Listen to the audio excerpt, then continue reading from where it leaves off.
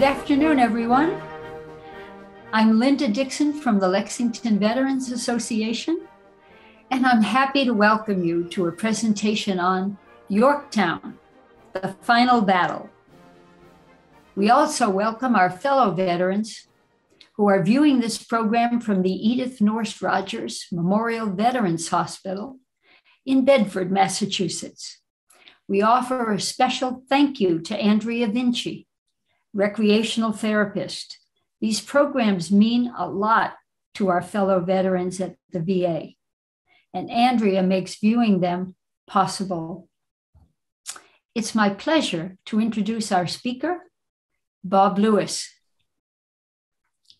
Captain Bob Lewis spent 7 years with the U.S. Navy as a patrol plane commander, serving on the aircraft carriers Wasp, Intrepid, and Saratoga. As a Naval Reserve officer, he flew P-2s and P-3s and commanded his Naval Reserve unit. In his 30 years with the MITA Corporation, he spent 8 years in Germany at headquarters U.S. Army Europe, helping to develop joint communication systems to integrate the Army, Air Force, and Marines. He later returned to Germany to lead the communications engineering effort for an alternate command post in Romania. He serves on the executive committee of the Lexington Veterans Association, and he is an active volunteer at his local food pantry, pastoral council, and historical society. Please welcome Bob Lewis. Well, thank you for joining me this afternoon on a very interesting story that demonstrates the brilliance of General George Washington in the closing years of the American Revolution. As you know, early on in the war, the emphasis was by the British Army was in the Northeast. However, after the defeat of the British at Saratoga and the French had entered the war on our side, as had also the Spanish, the British determined that the situation looked like they should move their efforts down to the south. The Royal Navy, of course, a very important, strong force, meant that the Royal Navy could attack locations along the east coast of the colonies. And the British Army could never, in fact, conquer the huge territories. So even after a successful battle by the British, the rebels could just retire to the countryside and wait for the next chance. So they had the two different elements, the Royal Navy and the British Army. So here we have the Atlantic Ocean, the Chesapeake Bay, and Yorktown, which is going to be our emphasis for this morning. Okay. The key players, General George Washington, and Nathaniel Greene is one of his most important generals. Why did the British decide to head to the south? We believed that the loyal support there was going to be strong. They could enlist a lot of loyalist soldiers. So in 1780, British General Cornwallis led his troops into the south. Washington responded by sending his generals, Lafayette, the Marquis of Lafayette, and Mad Anthony Wayne to fight Cornwallis, and of course, also Benedict Arnold, who was raising Cain. Benedict Arnold had been the hero, the American hero of Saratoga, but he had switched sides and was now fighting for the British. So following the entry of the France in the American Revolution, the British focused their attention on the American South. British began their southern strategy by sending expeditions from New York City and from St. Augustine and Florida to capture Savannah, Georgia. Another element, in 1778, the French troops and a French fleet arrived in Newport, Rhode Island, to support the Patriots. Here's some of the American Revolutionary War activity in the South. Notice 1778 in the lower side there, Savannah, Charleston. Charleston was going to become a very important British port for other activities in the South. Camden, Kings Mountain, Cowpens, Guilford Courthouse, and then Yorktown. And in the North, in New York, the Battle of Newton is fought in New York. The Patriots defeat a force of British loyalists and their Iroquois Indian Confederation allies. April and May 1780, British forces captured Charleston, South Carolina, crushing the American patriots who were there defending. A quick timeline: 1781, January, the Battle of Cowpens, an American victory. Now, March 15th, the Battle of Guilford Courthouse, a Pyrrhic British victory where they lost too many soldiers to continue on. So it was a Pyrrhic victory. September 5, 1781, the British fleet battles with the British fleet at the Battle of the Cape, sometimes called the Battle of Chesapeake Bay, and it prevented the rescue and resupply of the British Army under Cornwallis at Yorktown, Virginia. Largest naval battle in the Revolutionary War between British and French fleets. No American ships at all in that battle. September 28, 1781, the Siege of Yorktown, Virginia begins. And October 19, 1781, the British forces at Yorktown surrendered to the French and American armies. 1780, in the summer, a British fleet led by Admiral de Turney arrived on the American coast. Here in the fog, you see the French fleet anchored off of Martha's Vineyard, waiting local pilots to help them make their way into Narragansett Bay in Newport, Rhode Island, with the French Army on board. 5,171 and 490 officers. Painting of the French fleet in Newport, you can still see some of the steeples from the churches in Newport. One of those is the one where John F. Kennedy was married. 7 ships of the line, 2 frigates, 2 smaller warships, and 32 transports to transport the soldiers. March 1781, George Washington's on his way to Newport, Rhode Island. He's met partway there by a French escort of cavalrymen known as hussars. A severe storm off the coast of Long Island had destroyed several of the British warships. So now, at this moment, the French fleet, numerical superiority over the British fleet was available. But the British were feverishly working to repair those 2 warships, basically having to move some of the masts from one of the warships over to the other warship, cannibalizing, and they were working hard. And you can imagine how difficult that was, because they weren't in a shipyard, they were anchored in Long Island Sound.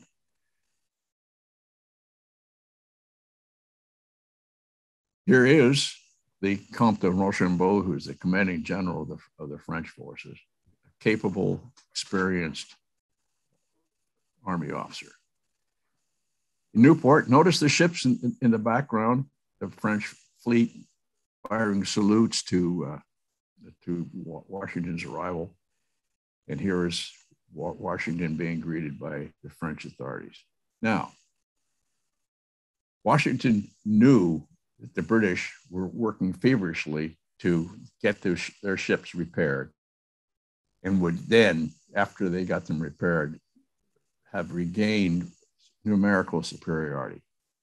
This arrival here was now a year later, and the deployment of the French army had been delayed by almost a year after their arrival in Newport. The men had arrived in Newport. Many of them were ill. Many of them had suffered severely from scurvy on the way over. So a year had gone by. Washington was fuming. He wanted to get the effort of the British underway. Another painting shows the French admiral now because Admiral de Tournay had died. He was replaced by Admiral Destouches. So here's the French admiral disembarking from the ship to be greeted by George Washington.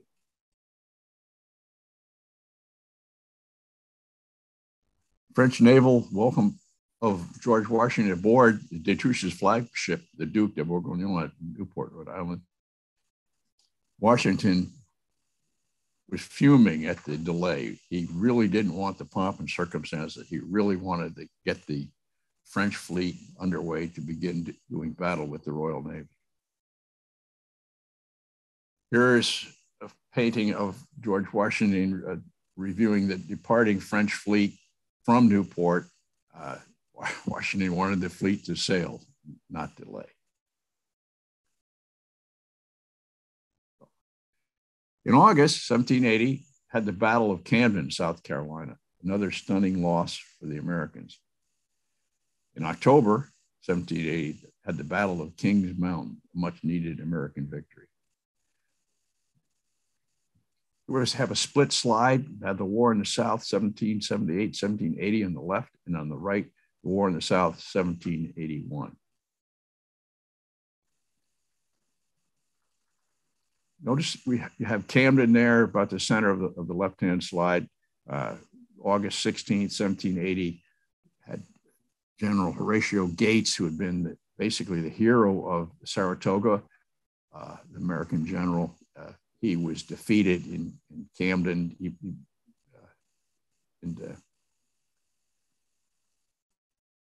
Later was relieved of command of the army.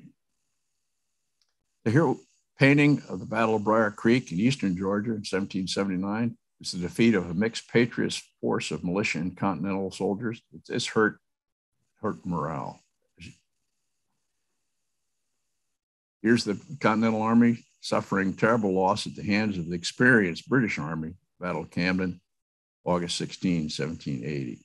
So, inexperienced American Continental Army and militia forces defeated by an experienced, professional, well-equipped British Army. Horatio Gates had made a tactical mistake of positioning his least experienced militia on his left, facing Cornwallis's most experienced troops, and was soundly defeated. The militiamen basically had no experience in battle, so they broke and ran.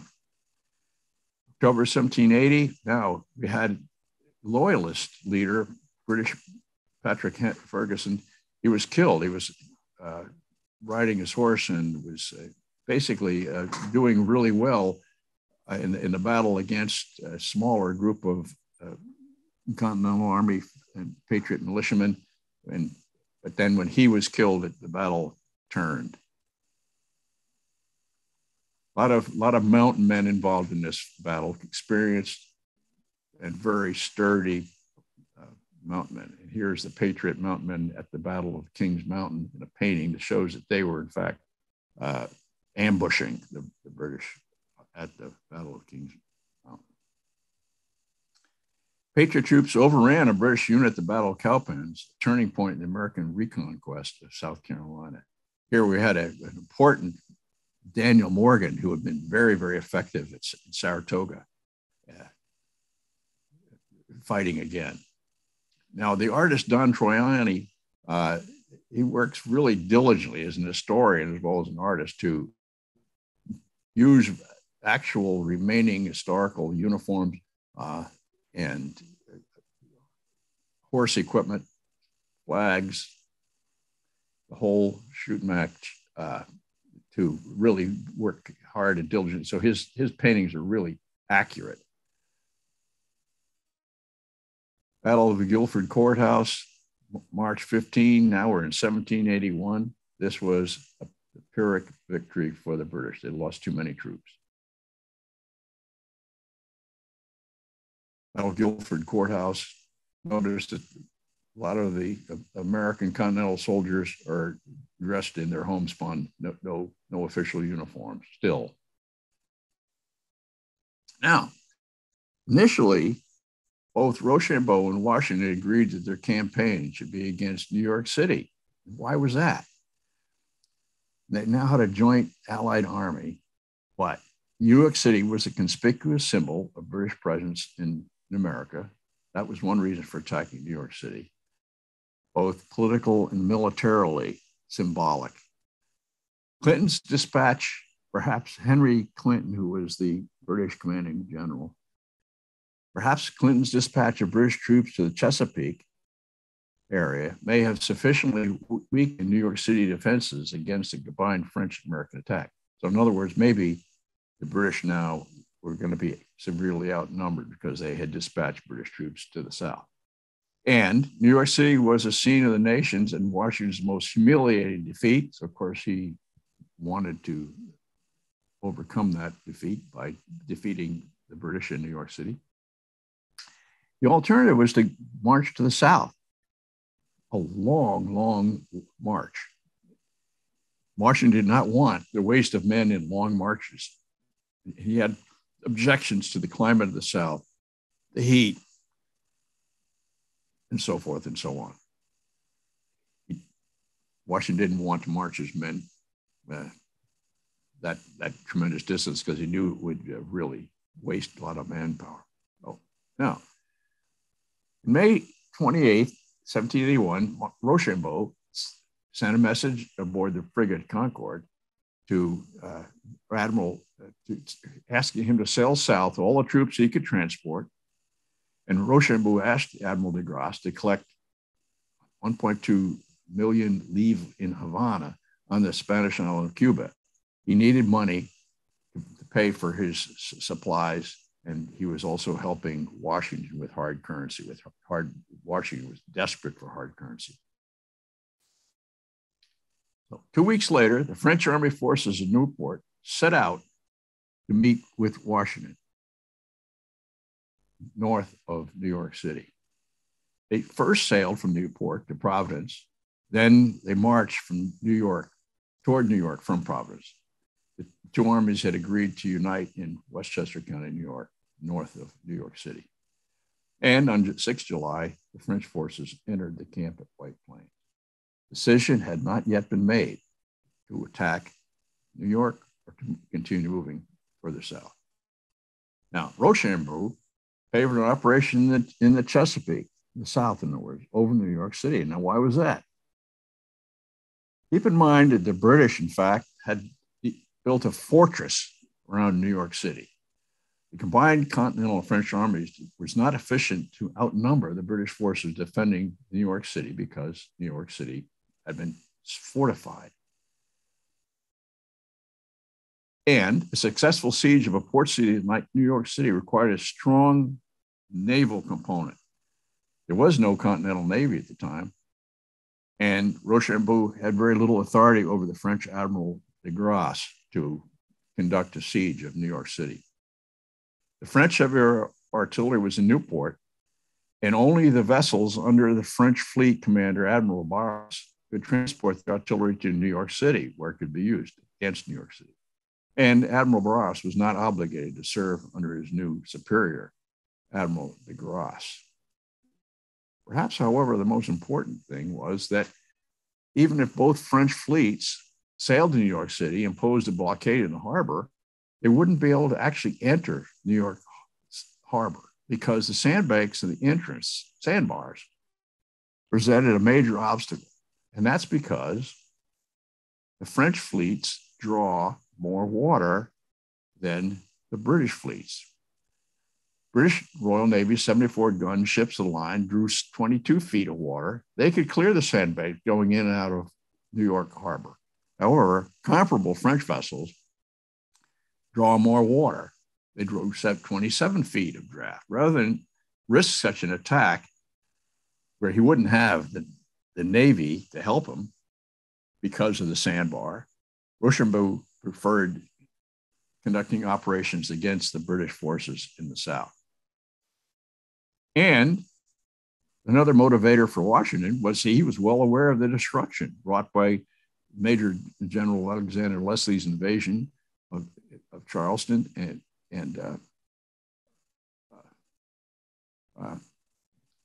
and later by Benedict Arnold, who was raising cane in his Washington's home state, home colony of Virginia.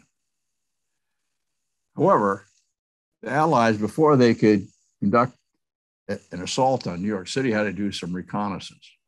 So they conducted the reconnaissance of New York City defenses in July 1781 by both the French Army and the Continental Army. 18 July, at daybreak, Washington and Rochambeau reconnoitered the west side of Staten Island. 21 July in the evening, 2,000 Continental Army and 3,000 French cavalry and artillery soldiers advanced toward the British defenses on Manhattan Island to check out the defenses.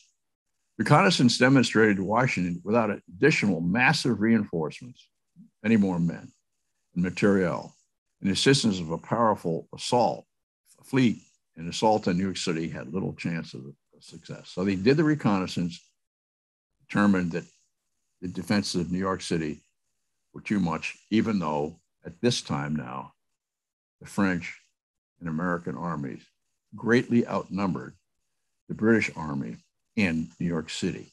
But New York City had been fortified by the British. So by August 1, Washington had turned his views more seriously than before towards an operation in the South. So once this decision had been made, they had to keep Sir Clinton, British commanding general in New York City, from realizing that they were now going to be going to the South and not assaulting New York City. It's essential to keep the plan secret so that Clinton would be unaware of the American plan to attack Yorktown until it was too late for Clinton to intervene with his troops. The hope was to deceive Clinton long enough to give the Allies a substantial head start on the dash to the Chesapeake, a 450-mile march. Until August 14, 1781, every American movement had implied an attack on New York City. At least a half dozen espionage networks toiled for Washington, with more than a few double agents who were also on Clinton's payroll, feeding him carefully concocted false information. Washington sent a letter to a known British loyalist who also happened to be a friend of Washington, known British spy, asking about how much water. You have lots of good fresh water on Staten Island, because of course an army needs a great deal of fresh water, not just for the soldiers themselves, but for all their draft animals. Water was a very, very essential bit of planning for sustaining an army. So the British spy, of course, gave this letter to Henry Clinton, and Henry Clinton put this together and concluded that an attack on New York City was still imminent. All through July 1781, British spies reported the siege of New York City was imminent. Now, an encrypted letter from Washington to Generals Lafayette and General Greene had been intercepted by the British. It confirmed the plan to attack New York City.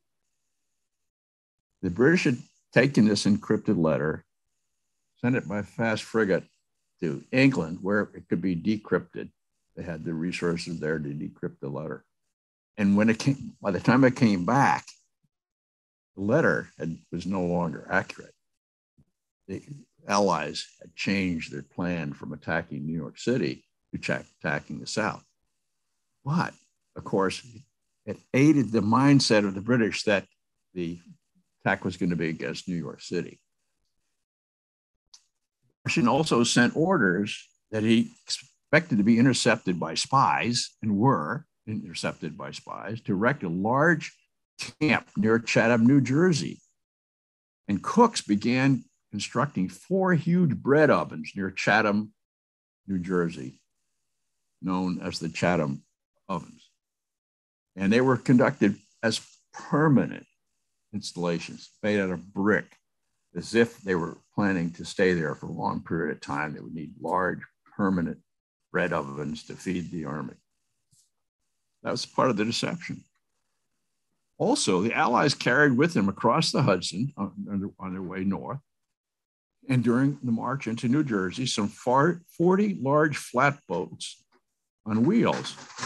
Put all this information together, the boats, the letter to Lafayette, and so forth. The British were convinced that Washington planned to attack New York via Staten Island. Notice the ovens here. These are the Chatham brick ovens. Those fellows in white are French bakers. Notice that the ovens are made out of brick. Brick was expensive and hard to come by, and really implied that the camp there in Chatham was going to be permanent. And they were designed that way to deceive British spies into thinking the camp was to be used much longer and support an attack on New York City. So, anticipating an attack in New York City, British General Clinton writes to Cornwallis on 26th June. And 26th June is when Cornwallis gets the letter. He opens it, and basically it orders Cornwallis to detach a large force, infantry regiments, and whatever supporting forces he could to New York. Clinton wanted those soldiers in New York to help defend New York. And it also orders to Cornwallis to establish a naval base on the Chesapeake.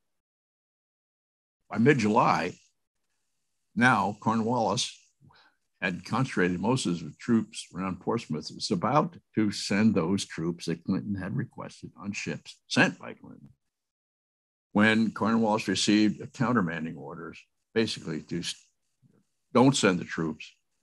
Instead, establish a naval base in the winter's quarters at Old Point Comfort instead, along the coast.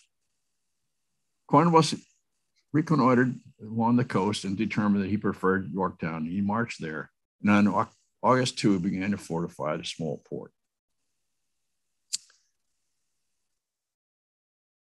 Here's the French map of the French motion of their troops around New York City on their way over to Philadelphia. Here's Chatham, where the ovens were. Clinton had a real opportunity to attack here. He knew that they were crossing the Hudson here. He had a real opportunity, but he did not have numerical superiority over the Allied army at that time. So he chose to keep his men behind the fortifications rather than attacking the troops trying to cross the Hudson. He could have, of course, moved a man of war up there and done serious interference with the move, but he did not. Here in Philadelphia, the French troops passed in review before the Continental Congress. What was Yorktown like in 1781? It was a deep water port, nice wharf, and it was a tobacco shipping port. Pretty small village. So here we have a departure with the 28 ships of the line depart Santo Domingo, and the ships were crowded with 3,389 soldiers. Now, British Admiral Hood, through his spies, realized that de Grasse had set sail. He predicted that de Grasse would head for the American mainline, so he left the British West Indies 10 August. His ships were faster because they had copper bottoms, which meant the barnacles didn't grow, so that they had less fluid friction as they passed through the water. So they were faster. And he passed de Grasse's fleet without sighting them and arrived at the Virginia Capes 25 August. Now, he saw no French vessels there, so he said, okay, I'm going to sail on to New York City. He got there at 28 August. Now, 31 August, the combined British 19-ship fleet of Hood and de Grasse left from New York Harbor, but already, I beg your pardon, Hood and Grasse from New York Harbor. Meanwhile, the French Admiral de Grasse was already unloading men and material for the siege from their anchorage mouth of the York River. So French Admiral de Grasse was there, already unloading men and material. On 5 September, the French lookouts on de Grasse's fleet sight the British fleet approaching. The French fleet sailed out from Chesapeake Bay here to form a line of battle to do battle with the British fleet arriving here on the right-hand side. Notice where the wind is coming from. That's important for sailing vessels engaged in battle. The British fleet waited to fight in line ahead formation, which was in accordance with doctrine. In other words, one ship behind the other in a line. This was in accordance with doctrine. And one benefit to this is that when you're doing broadsides, you're not going to hit one of the other ships in your fleet.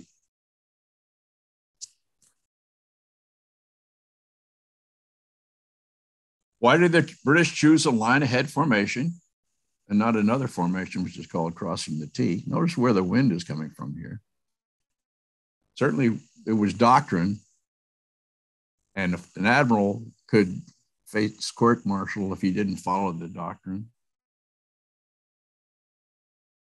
And it gave you the advantage of when you fired a broadside, you weren't going to hit a member of your own fleet.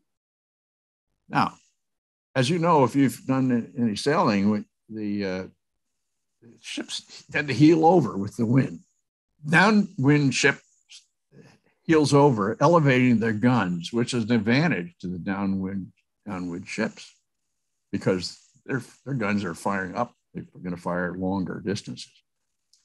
The upwind ship also heels over, but his guns on the bow side of the ship are aimed downward at the sea, reducing the range of the gun. So this was a real advantage for the French fleet. Why not cross the T?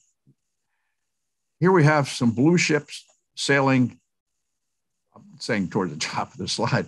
They have some red ships in line, basically heading right towards the blue fleet. The blue ships, they can do broadsides against the lead ship. All of them, broadsides against the lead ship. Whereas the lead ship, the red ship, he only has his forward guns to fire at the ships that are crossing the T. And there aren't very many forward shooting cannons on a battleship. USS Constitution has only 2 forward shooting cannons. They're called the bow chasers. So very little firepower coming off the bow.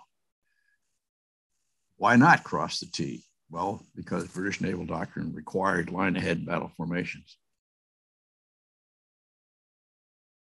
The battle between the French fleet and the British fleet commenced at 3:46. At nightfall, Admiral Graves signaled for the British ships to cease firing. They proceeded towards the south. They get quite close. And of course, the gunfire, the cannon fire destroys the masts and all the rigging and so forth. They are shooting for pretty short distances.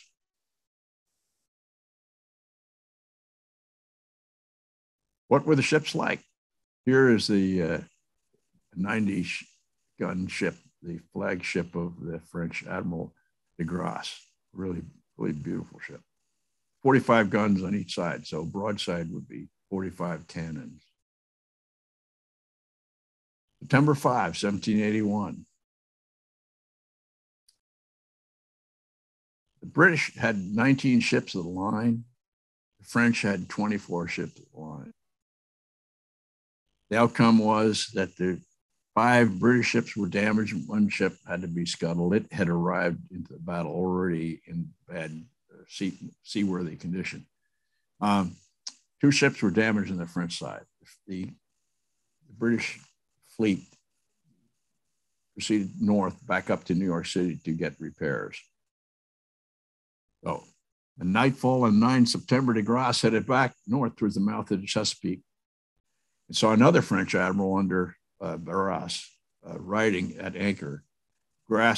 Admiral Grasse, the French admiral, now had 36 ships of the line against the British Graves. They had 18 ships. So the British were severely outnumbered, and they did not attempt again to break the blockade.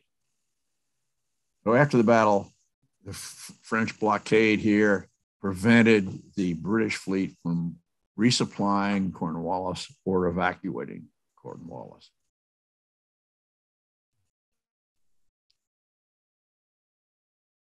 So 5 September, Washington got a message from the fleet. The French fleet was in the Chesapeake, but hurricane season was over in the Caribbean, and the very, very valuable colonies in the Caribbean needed to be protected.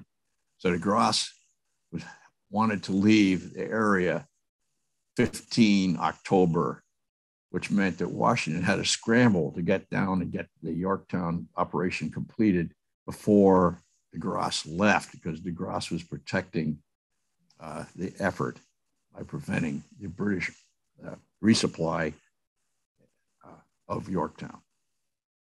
So after 3 weeks of marching, the lead elements of the Continental Army reached the head of the Elk, where they were met by a fleet of ships to carry them down the Chesapeake. There were not enough ships to carry them all, so they loaded up the ships as much as they could, and the ships set sail, and the rest of them continue on their march. They then got to Baltimore. There were more ships waiting for them.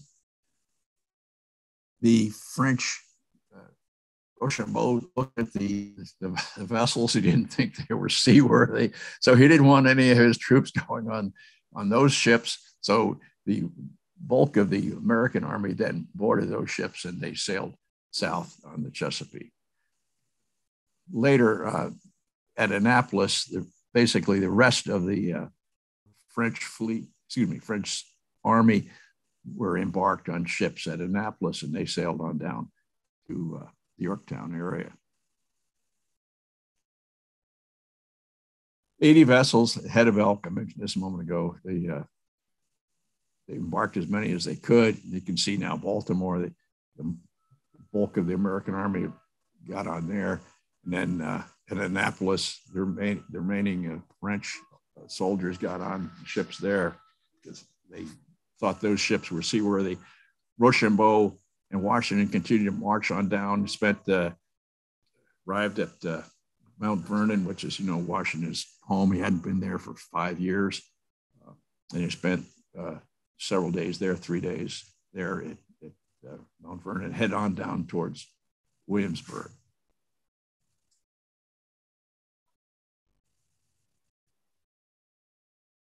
Supply train, a lot of guns, ammunition, so forth, proceeded by foot on their way down to Williamsburg. Here's the situation. Yorktown, with the British Army here, Lafayette and the other, Rochambeau and Washington here, Williamsburg now marching down here towards Yorktown. The British had established a fort on the other side of the York River here, Gloucester.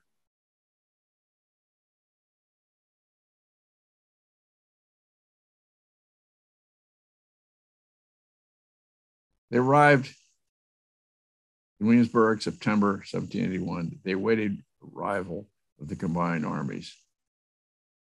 3 days later, they visited Admiral de Grasse aboard his flagship, and de Grasse agreed to stay later than October 15th. Washington and Lafayette, a painting of the two of them. Rochambeau and Washington here, a painting, basically working on their last orders before the Battle of Yorktown began. This tent is still exists. This is Washington's battle tent, and it's visible in a museum in Philadelphia. Now, here's a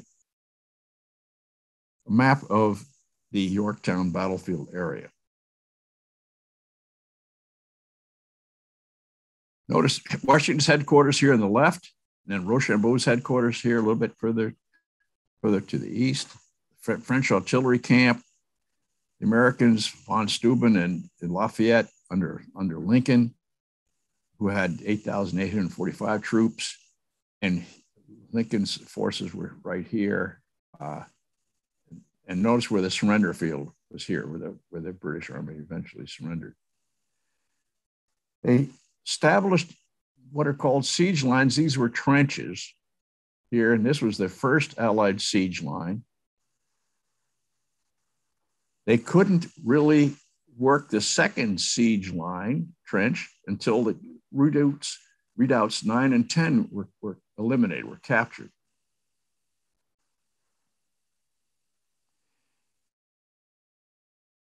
It's basically a little of a blow up here of the same map. October 14th, the French and American forces attack and capture the redoubts 9 and 10, which are here. Alexander Hamilton played a big role here with the American forces capturing the redoubt. On October 6th, the first parallel was complete. The Grand Battery of the French opened fire right here against Cornwallis's forts here in Yorktown. Washington fires the first cannon from the American Grand Battery on October 9th, 3 days later. But notice it was Washington who fired the first cannon. Oh, yeah, picture of Lafayette, Yorktown.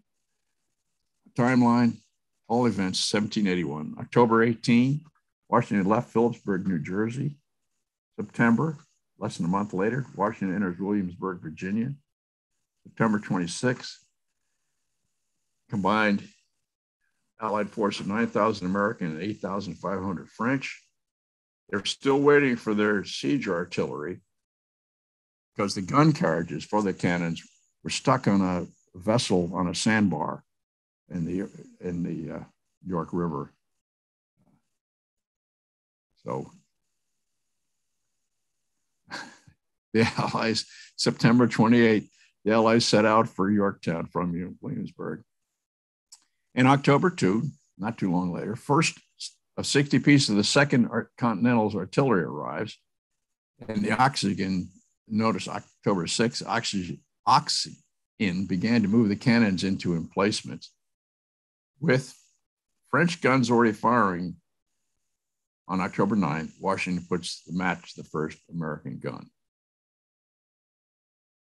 Again, a painting by Don Troiani. Here, Washington putting the match to the touch hole, which is, as you know, filled with gunpowder. It ignites the gunpowder that's been put here behind the cannonball. And when it ignites this gunpowder down here, the gunpowder explodes, blasting the cannonball towards the enemy.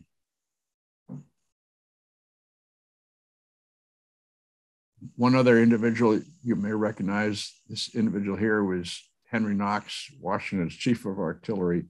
He had brought the cannons to Cambridge from Fort Ticonderoga in 1776, the dead of winter, that allowed Washington to blast the British out of Boston. Now, they had to eliminate these two redoubts, 9 and 10. This is what a redoubt looks like. It's got these structures here called abatis. So when you're a soldier and you're running towards this mud fort, this dirt fort, this is going to slow you down. The abatis is going to slow you down so the men up here inside the redoubt can fire their muskets down on you because you're slow now. You're not running anymore. You're trying to get up and around this structure. Now, after they captured the redoubts were turned around, but the opening was towards the Allies and not towards the British. So this had to be restructured after the capture. So Patriot sappers have been digging trenches, and they're called parallels, at night, with the first parallel completed October 9th, and the second parallel completed October 16, 1781. The American Army, 2022, still has sappers, and they proudly wear a badge on their shoulder, and it says sapper. So they're highly trained and very physically fit engineers. who are expert on demolitions and also expert on construction of fortifications for friendly troops and destruction of the enemy's fortifications. So here we have Readouts 9, Readouts 10, and American Grand Battery here. We just saw Washington touch the match to.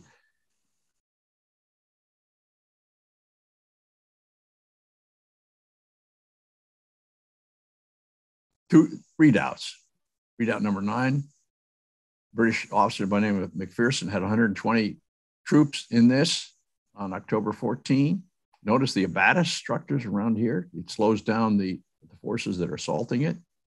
The French troops, they had 400 troops. They had the outnumbered that they needed to defeat the 120 troops that the British had there. Of course, it was also a surprise night attack. British Campbell, a British officer by the name of Campbell, had 70 troops in Redoubt number 10. Alexander Hamilton, he had 400 troops, and he sent one group around to attack from this side. And these troops attacked from the side of the Allies. So simultaneous night assaults on Redoubt 9 by French troops and American troops under Alexander Hamilton on Redoubt 10, October 14, 1781. You see a fellow down here in the lower right-hand corner cutting away the abatis with an axe so that the troops could advance up here. Here's the French assault on the night assault on the Redoubt. Both victories by the Allies. So 17 October, 1781, British officer standing on the rampart with a drummer beating for a parley.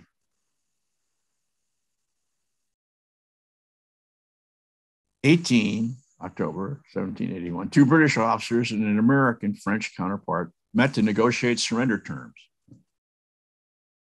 So Washington granted the same terms the British had given American General Benjamin Lee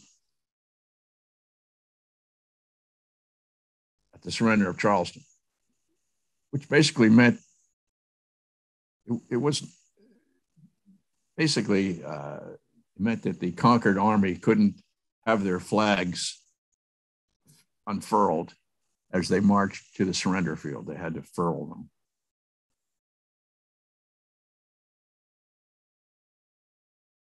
Notice that Washington was silencing his cheering troops at the British surrender at Yorktown with these words: "Let history huzzah for you.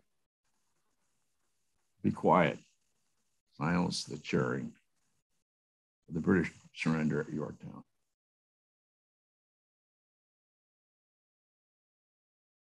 On Troiani, the artist again, British uniforms were issued that day, brand new uniforms issued. One historian says the reason they were given brand new uniforms is so that the uniforms would not fall into American hands. The French set up an artillery unit here. We're ready in case the British changed their minds, or if any of the British decided that they would in fact rather do battle rather than surrender. So they were there, they were ready to fire their cannons at the British. Now, Lord Frederick North, he was the British Prime Minister during the American Revolution, and he exclaimed upon hearing of the British surrender at Yorktown, "Oh God, it's all over." The British Parliament did not want to continue the war in the colonies. Very, very expensive. And now they had a global war against the French and the Spanish. So they didn't have the resources to continue on with the war in America. So September 3, 1782, the Treaty of Paris. So the United States is officially independent from Great Britain. November 25, 1783, the last British troops leave the United States.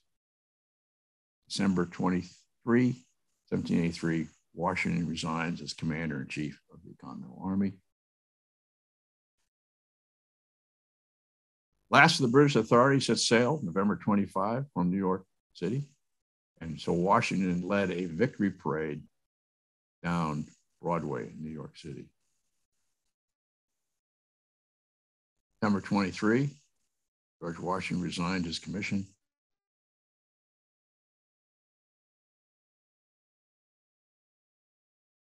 What was the outcome of the treaty? Notice over here we have now the Mississippi River. So that became the western edge of the United Colonies. Mississippi became the western border of the United States. So here it was before the war, just the green colonies. And now after the treaty, Mississippi River became the western border. And I'm now ready to take questions if there's any questions. Hi, Bob. You're telling us some fascinating stuff. Would you also make your bibliography available? Sure. Who is asking for that? Bill Gerber. Oh, sure. So, well, I see that question about how many miles they could march. Reveille was at 2 o'clock in the morning.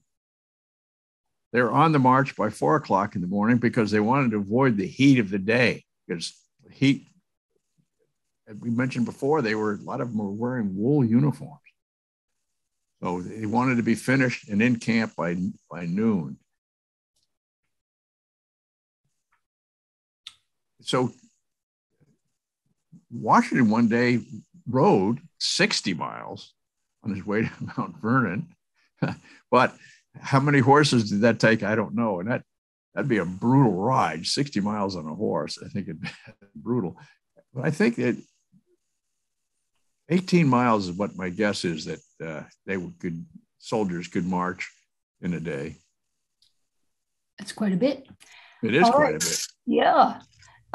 So Robert Apsler says, what happened after Readouts 9 and 10 were taken? You jumped straight to the surrender. Did the entire British Army surrender after the 2 redoubts were taken? After the readouts were taken, then the American artillery could start firing, and they were firing 24 hours a day. And it took only 24 hours of the combined French cannons and the American cannons before all 254 British cannons in Yorktown were silenced. So that was now Cornwallis saw that he had no choice, he had no future. The French fleet was in the outside of Yorktown in the York River. So he surrendered very quickly. 24 hours after the American cannon started firing, the British cannon stopped firing. So very, very rapid. After the redoubts 9 and 10 were captured, and all the American guns and the French guns were firing, and it was all day long, all night long. Okay, you talked about the fact that the British Parliament and a lot of British interests wanted to just get that war over with. But Alan Milner asks, what British interests, if any, wanted to continue the war?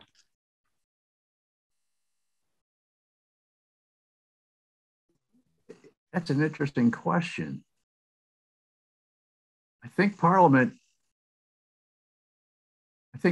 didn't have the resources to continue the war. They had more valuable properties in the Caribbean than the colonies. And they also had now a global war with the French and against the French and the Spanish. So Parliament made the decision that they couldn't couldn't win in the colonies. It was too expensive. And it's going to be interesting to answer your question. Which folks wanted to continue? I can't. Okay. I don't know the answer as far as which interests. Certainly, property loyalists. Certainly, the folks that had property in the Americas were hoping to keep it. Of course, loyalists lost their property. You know, all the loyalists in Boston, when the British evacuated Boston, all the loyalists lost everything, all their property.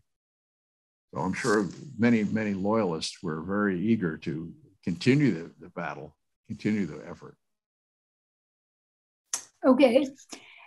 Question from our Bedford vets over at the Bedford VA. Would you just go into a bit more detail about the actual troop count? Because I think you'd had that information. At the time of the surrender, how many troops did the US and the British each have? Let me see if I can pull up a slide to that effect. I think you can. Trying to get it to share the screen. Maybe my share screen capability has been turned off. Maybe. Oh, I had stopped it while you were doing that Q&A, but you should be able to just share screen again. It's not allowing me to share the screen. Let's see.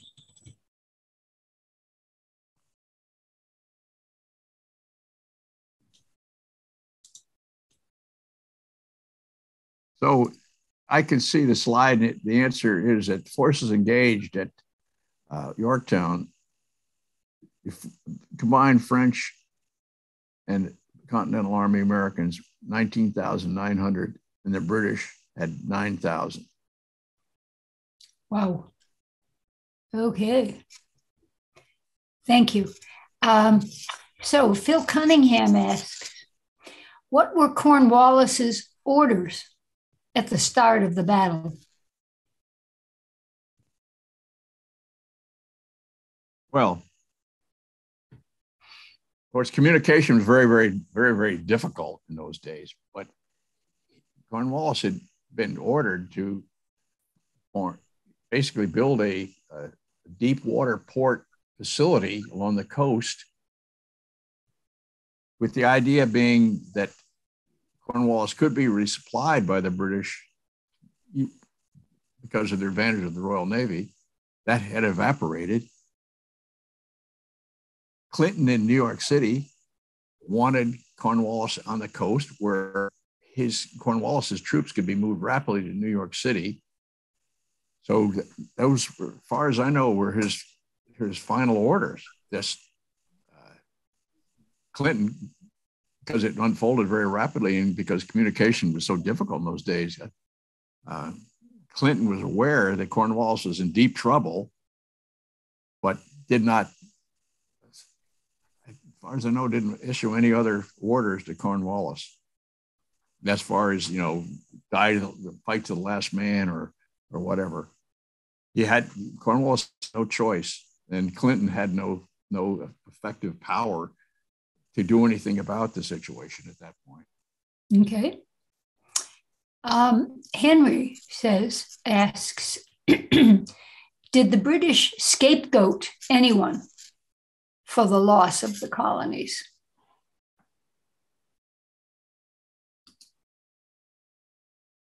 That's another very interesting question. I know that Clinton in New York City had to answer why did you not attack the army when they were crossing the Hudson? Why did you stay behind the fortress in New York City when the troops crossing the Hudson had been so vulnerable? And his answer to that was because Clinton was outnumbered. He had the advantage of the fort, but once he left the fort, the Allies had outnumbered him. So Clinton, was Clinton scapegoated? Was Cornwallis scapegoated? Cornwallis and Benedict Arnold both sailed to England on the same ship. They, as you know, as you can imagine, Clinton and Cornwallis had both been begging Lord Germain, who was in charge of the war in the revolution in the colonies, for more reinforcements. They both said, if we have more reinforcements, we'll be able to win. They didn't get more reinforcements because it was now a global war and they didn't have the reinforcements available to send to them. So they could say, they got scapegoated. They said, I just needed more men. I just need more reinforcements. And I didn't get them. So I was outnumbered 2-1. So I had no alternate. They did try, Cornwallis did try to move his men across the York River to that other fort he had, Gloucester. But that was unsuccessful. He moved a bunch of them across and he moved a bunch of them back because of bad weather. He realized he wasn't going to be able to move enough of them across.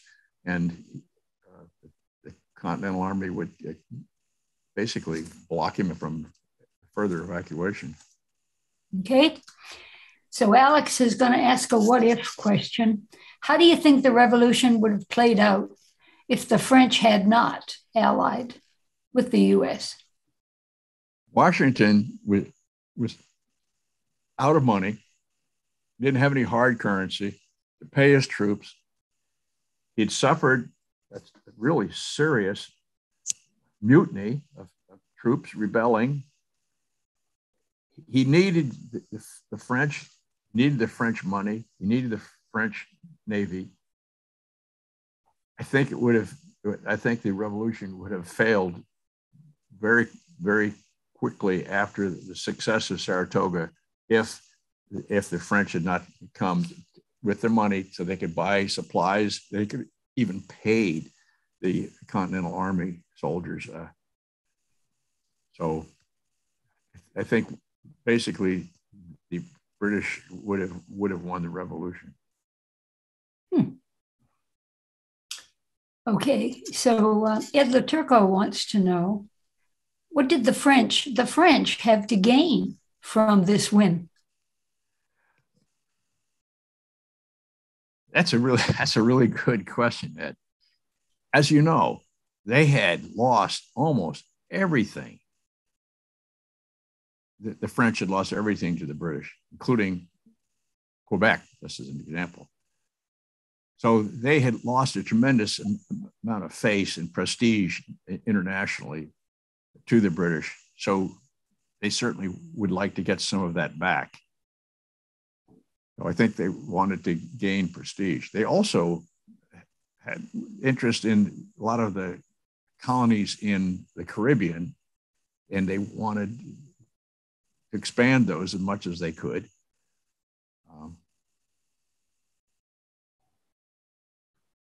So I think French wanted influence in the colonies, wanted trading partners in the colonies, but I think they also wanted revenge against the British.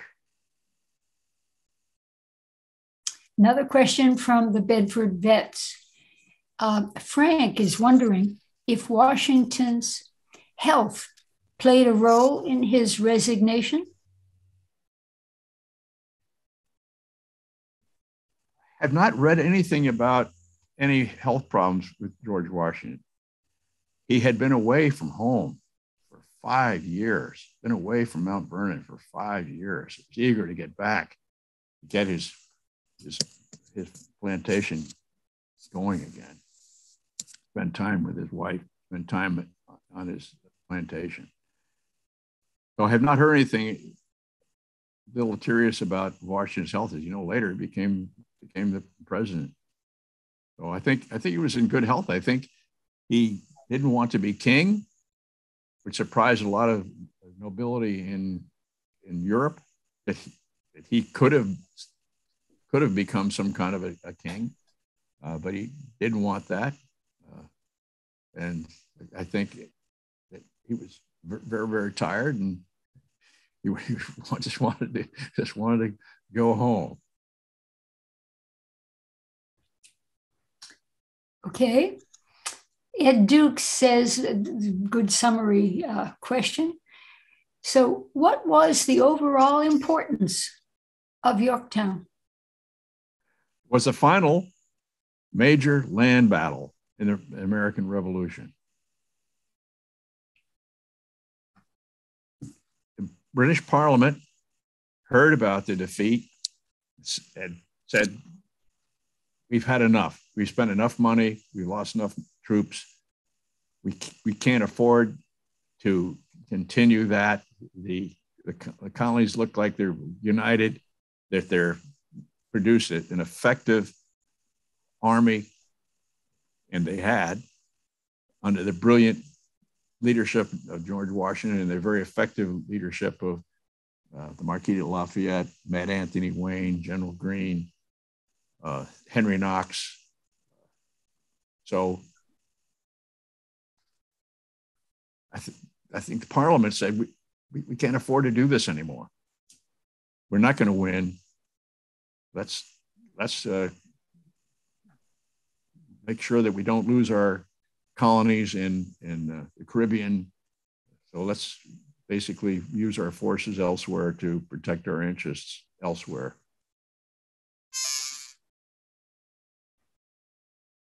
Okay. I think that takes care of all of our questions. I don't see there is a thank you note from the Bedford veterans. There was a question from somebody who said, why did they stop at Mount Vernon for 3 days? Oh, this one just came up from Alex. I was surprised that Washington, took 3 days off, given the urgency of getting further south. What was he doing there? Well, he hadn't been home for 5 or 6 years, and he was entertaining Rochambeau at his home. So I'm sure that they were monitoring what was happening at Yorktown and monitoring the movement of different forces and working on resupply to make sure that there was enough food, enough ammunition, enough cannonballs. As you know, you've seen what's happening in Ukraine. Amateurs talk about tactics, and professionals talk about basically material sustainment. And so I'm sure he was very devoted to making sure that he could sustain the effort and making sure he had enough food and so forth for his troops. And of course, all the animals, the oxen and the horses and so forth that he needed to keep his army going. So 3 days, the forces were still moving down, as you know.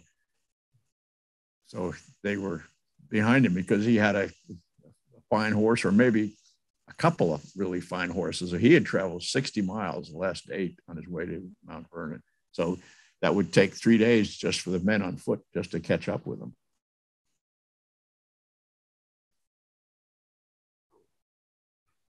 Okay, I think that takes care of questions.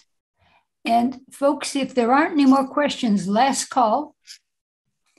I'm looking for hands, I'm looking for Q&A. Then I think we've done it. And I think, wait a minute, Ed Dukes has raised his hand. Ed, we're going to unmute you. And you go ahead and make your comment.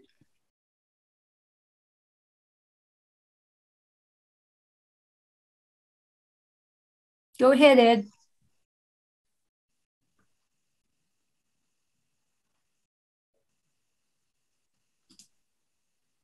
Are you with us, Ed Dukes?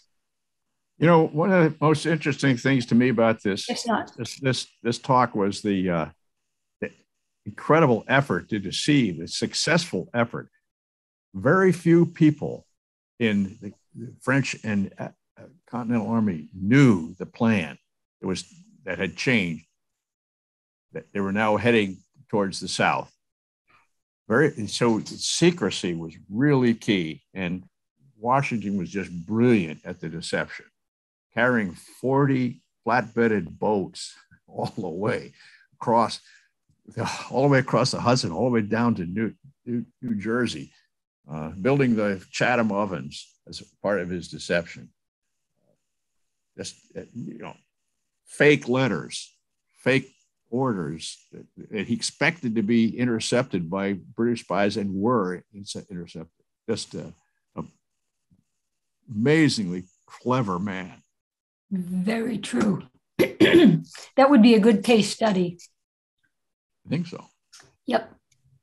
Okay. Well, then, folks, that's going to do it for our talk today. Remember, next month, big deal. Back at the library, we're going to send you several reminders of that. The folks coming in from Zoom, do not worry. You will have the opportunity to see the program by Zoom. But we do hope that those who are local will please support the program at the library. We will have cake. This will be a party. We will have coffee and cake, coffee from Starbucks, just like in the old days. We'll have a nice celebration, and we look forward to welcoming you all back to our old headquarters. And it should be a terrific time. Thank you, everybody, for being here today with us. Thank you to Bob Lewis for educating us about the end of the revolution as we celebrate the beginning of the revolution. So it was a pleasure to see you all, as always. We'll see you again next month. Thank you. Thank you, everyone. Good afternoon.